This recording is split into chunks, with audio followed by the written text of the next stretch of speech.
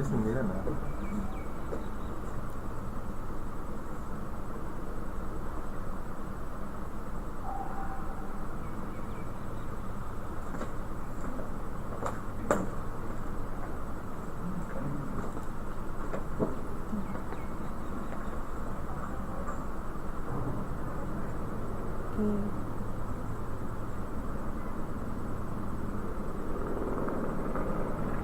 everyone. Should we wait for someone? Okay, I'll wait for 2 minutes for people to join. Before we start today's topic, that is hemoglobin estimation, I best believe that this topic has already been taken to you in the practicals, but this is a very important topic and we need to revise and go through it once again before you step into the practicals. Okay, I'll start with the class. I hope many people are joining right now. Okay, I'm Dr. Tasneem Fatima, first year PG in the pathology department, and today's topic is hemoglobin estimation. So what is hemoglobin? Hemoglobin is the main component in RBC that gives red color, as we all know. They are approximately 34% of RBC's weight, and it's conjugated chromoprotein. It's a protein, it's a conjugated and a chromoprotein. What does each hemoglobin molecule contains? It contains 4 heme groups and each have an atom of ferrous iron. 4 heme groups with each atom of ferrous iron and 2 pairs of polypeptide chains are also known as 2 pairs of globulin chains. Here's the structure. So this is pointer. This is RBC. When you open it, you can find hemoglobin. So how is the hemoglobin here? You can see there are 4 chains of globulin, that is 2 alpha chains, 2 beta chains, a heme group and histidine with ferrous iron each. So this entire is a hemoglobin, and this is a structure of HbA that is found in adults with 2 alpha chains and 2 beta chains. What are the various forms of Hb? Hb is bound, is all in oxidized form, that is in ferrous form, the iron. So it bounds to many chemicals in the blood. So what is the main function? Obviously it carries oxygen. So first we can find various forms of Hbs. We can find most usually oxyhemoglobin. It also has a very high affinity for carbon monoxide. So we can find carboxyhemoglobin, self-hemoglobin and methemoglobins in our body. What are the variants of Hb? Variants of Hb means as Hb has 4 kinds of protein chains, globulin chains, you can find variations in the chains like alpha, beta, and in the fetal chains are different than the adult chain. So what we have in the normal, we can find HbA, which is usually found in adults, HbF fetal, that is found in the babies, HbA2, a small portion also found in the adults. In abnormal, we can find HbS, HbC, HbD and HbE. HbS we can find in sickle cell anemia, which are very common. Please go through hemoglobinopathies, which can also be asked in your practicals. So these are the normal hemoglobin percentages we can find in human. That is hemoglobin A, alpha 2 chains, 2 chains and beta 2 chains, which is approximately 92% of your hemoglobin is containing of HbA. HbA2, alpha 2 and beta 2, they are 2.5%. HbA1c, alpha 2 and beta N glucose. This is a very important thing to note the in parameters of estimating blood glucose, because HbA1c gives the glucose content in the blood. We usually go for the diabetic checkup, we check for HbA1c in the laboratories.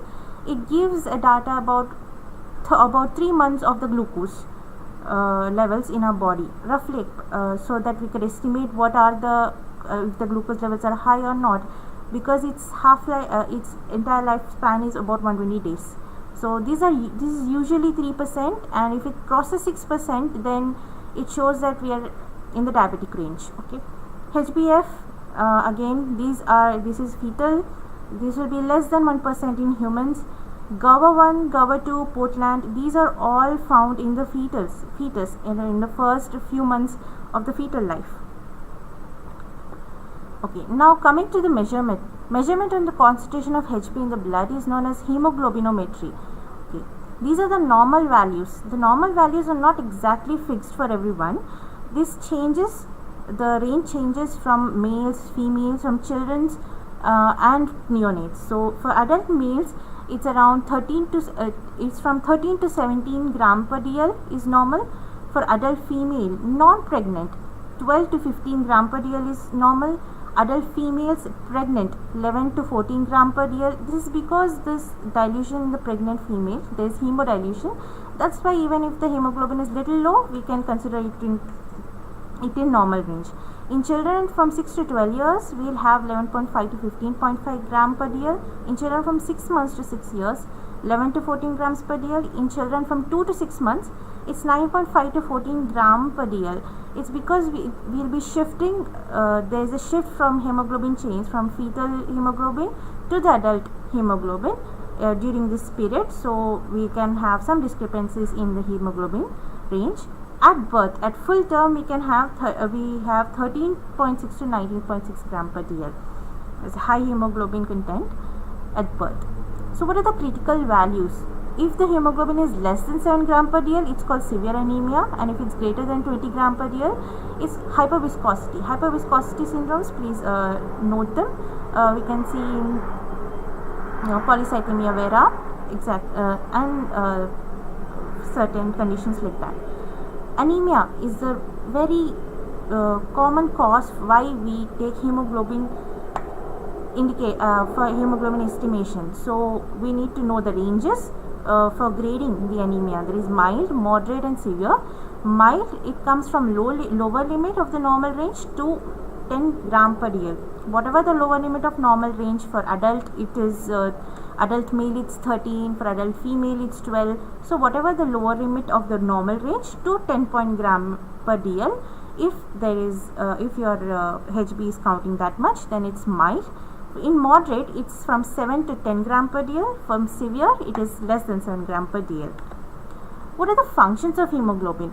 They help carry out oxygen and other gases and assist in respiratory systems. This is the most primary and most essential function of hemoglobin. The next is it buffers the blood pH and maintains it to tolerable limits.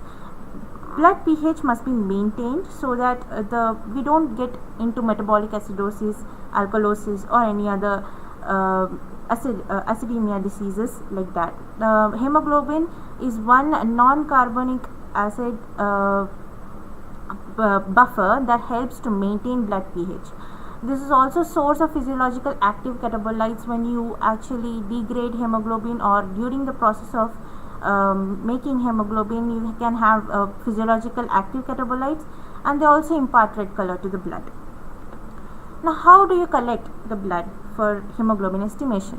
You can either directly take for the capillary blood from finger prick, or you can take already usually we get the laboratory samples in the tubes, which is taken from intravenous side. So we can get intravenous samples, and it should be well anticoagulated, and you should use preferably EDTA only, as other liquid anticoagulants should not be used for intravenous sample if you want to estimate HB, because these dilute and decrease the HB concentration. So this is lancet with which we prick for the capillary blood collection. For adults, we take from the from non-dominant hand on the distal phalanx of the middle finger. Non-dominant hand. If you're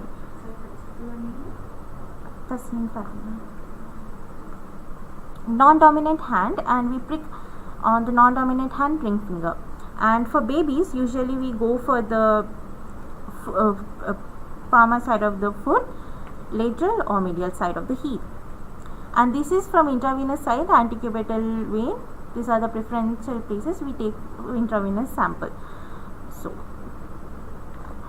what are the indications of HB estimation? As we say, the most common indication for what we take is to assess the severity of anemia and to assess the response to a specific therapy in anemia. If you give the iron is there improvement? If you give blood therapy, if you give blood transfusion, is there improvement? To assess the response, and to estimation of the red cell indices like MCV, MCHC. We all for this we need HB estimation.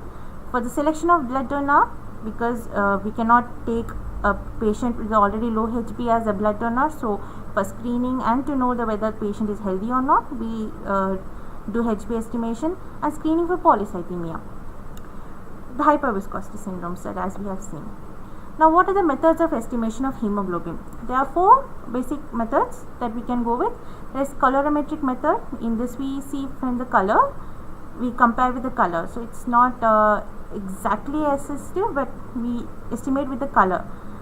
Next is gasometric method, and next chemical method, we assess the iron content, and specific gravity method, we see the specific gravity of the blood and assess the HB.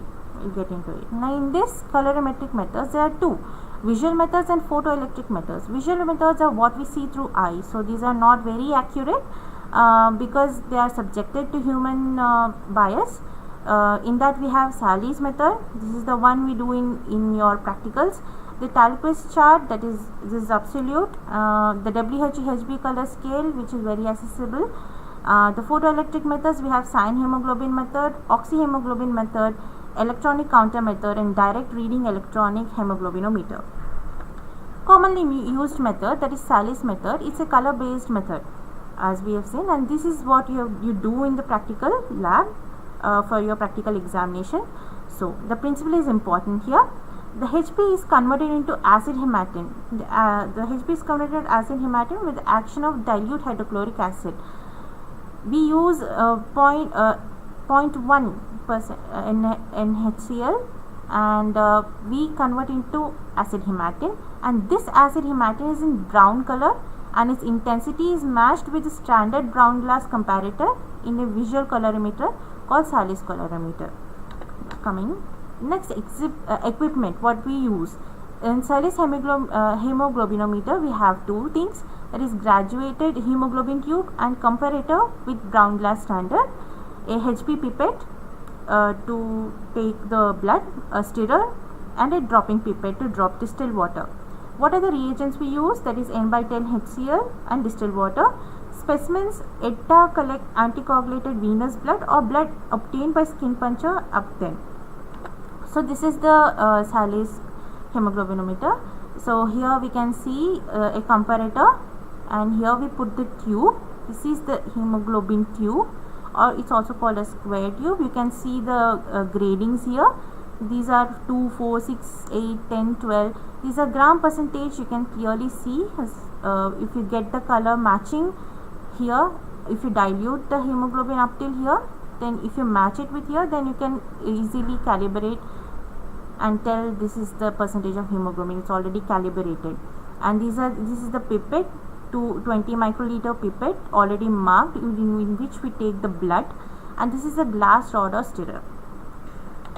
Now procedure. Now first we fill Sally's HB tube up to the mark of 2 with N/10 HCl, and then deliver 20 microliter of blood from HB pipette into it. We take up till here N/10 HCl, and after taking the blood up till here, we drop it into it, mix it well with this glass rod or stirrer, and wait for 10 minutes. So that and then add distilled water drop by drop and stir till color matches with the comparator. Take the reading in the upper meniscus. So here we can see here the pictures which we can see live. This is Sally's hematometer, and this is Sally's hematometer tube. This is also called a square tube, and you can see the calibrations here. This is the glass stirrer, and this is the hemoglobin pipette with 20 microliter mark with it. This is N/10 HCl or 0.1 HCl, and distilled water. This is rapid blood lancet that we need to prick for in sterile conditions, and also we need a cotton swab with spirit and also cotton swab without spirit. So coming to the procedure properly, if you can see in the pictures, we have to first fill the hemoglobinometer tube with N/10 HCl till 2 mg mark till here, and place it gently inside the hematometer. Now next what we do is, usually what we do in the lab, you don't get the blood sample, so you prick yourself. How exactly you should prick: take the non-dominant hand, middle finger, distal phalanx, wipe the finger first with the spirit and let it dry. Then you go and in one swift motion with a sterile lancet prick it till you get adequate blood. First blood usually have tissue fluid, so it's better to discard with a dry cotton, and then where the next blood drop what you get, after getting enough, you can draw it into the hemoglobin pipette. See, using the hemoglobin pipette, draw till 2 microliter mark using capillary. It comes automatically with capillary suction force. Just by touching the tip of the blood drop, it gets sucked in. There should not be any bubbles. Make sure of it, so that there will not be any discrepancies in your readings. Now immediately after you take it, now drop inside the tube. Drop the 20 microliter of blood in hemoglobinometer tube. Thoroughly mix it with N/10 HCl. Already we have N/10 HCl present in the tube. Now with a glass stirrer, thoroughly mix it and make it stand for 10 minutes. Now while observing the color, after 10 minutes, drop by drop add the distilled water into the tube. The distilled water, take it in a dropper and drop by drop it into the tube and mix properly. Now check the level of solution at which the color of the middle tube matches the color on the either side. After you put drop by drop, now here you can see, mix it very well, and you have to compare this middle tube with the standard of brown glasses here. Okay, now until you reach the same color in the middle tube as similar as these both, we mix with the water. Now in this particular case what you have seen, the person has approximately 11 gram percent per dl so of hemoglobin. So you can see at 11 gram, you can see the color matches the outside brown glasses.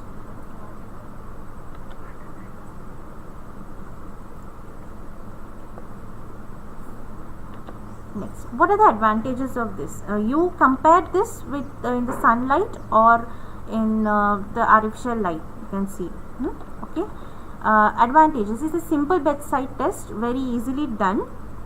You can bring the apparatus is very cheap, and reagents are also very cheap, so you get to the bedside and get it done. It's usually fast and very easy to learn.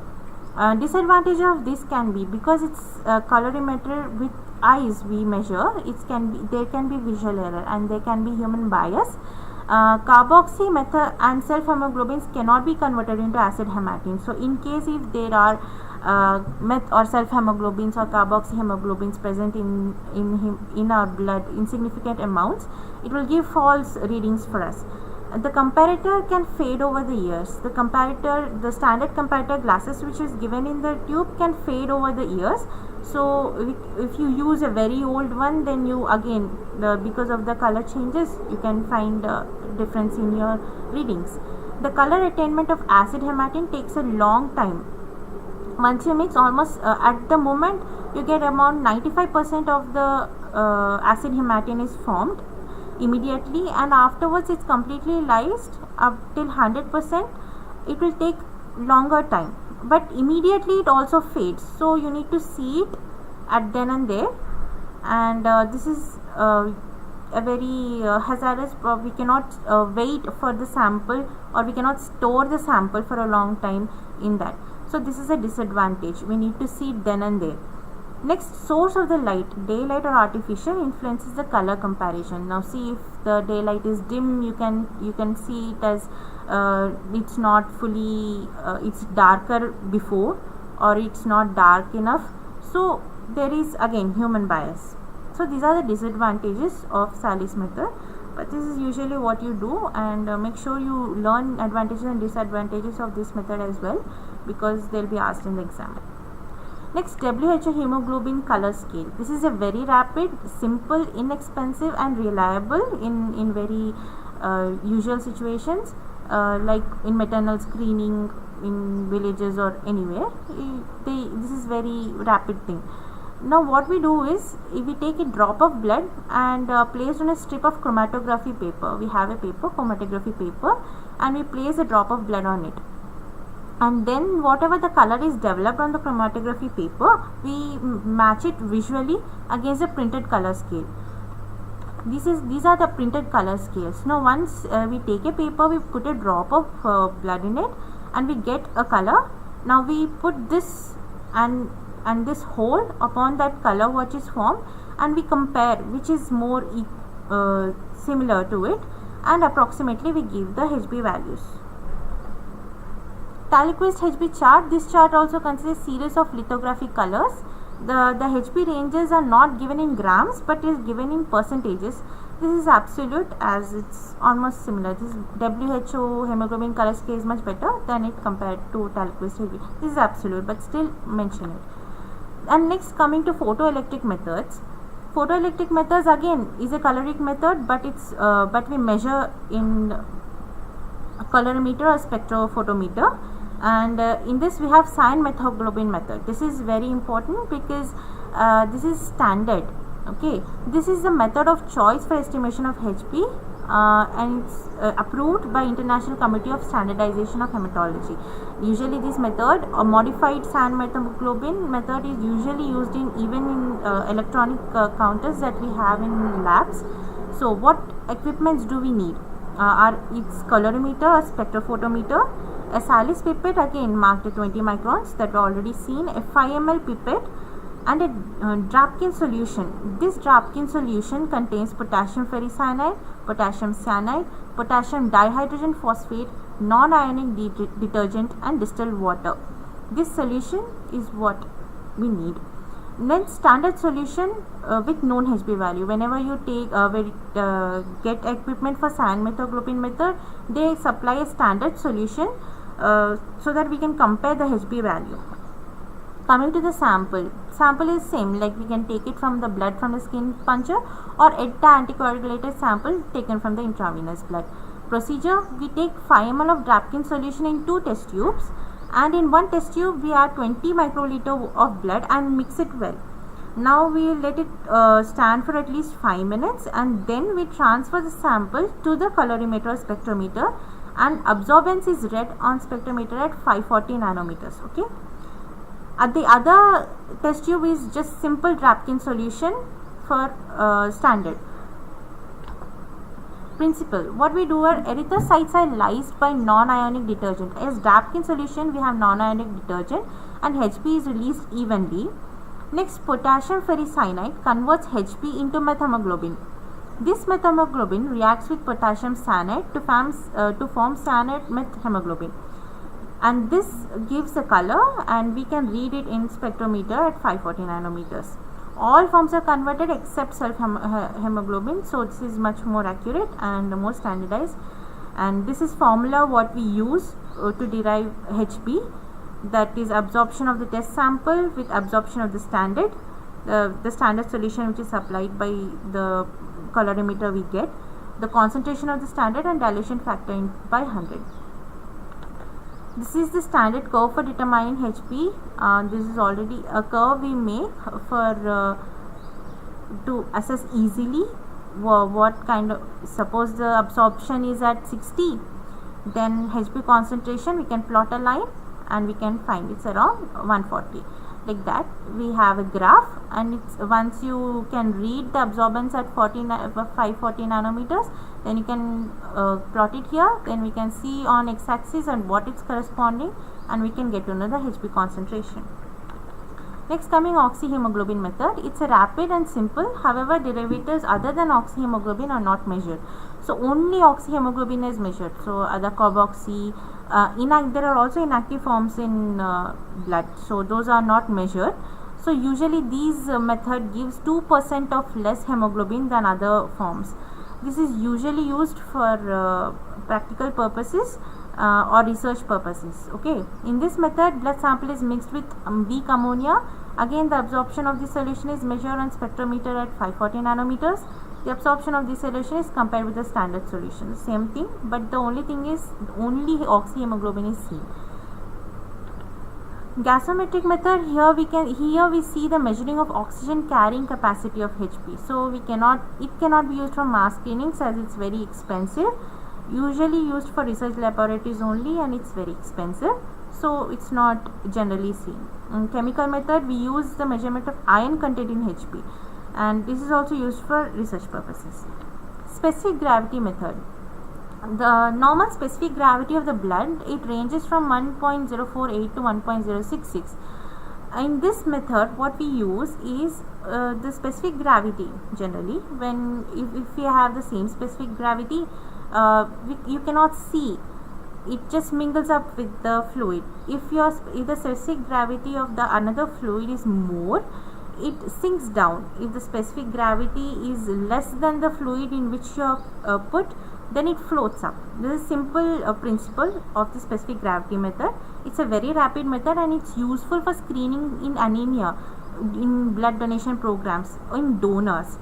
This method gives approximate value of Hb, doesn't give you exact value, but we'll get to know whether the Hb is of enough range or not. So here we use solution, copper sulfate solution with specific gravity is around 1.53. It's mid of this range.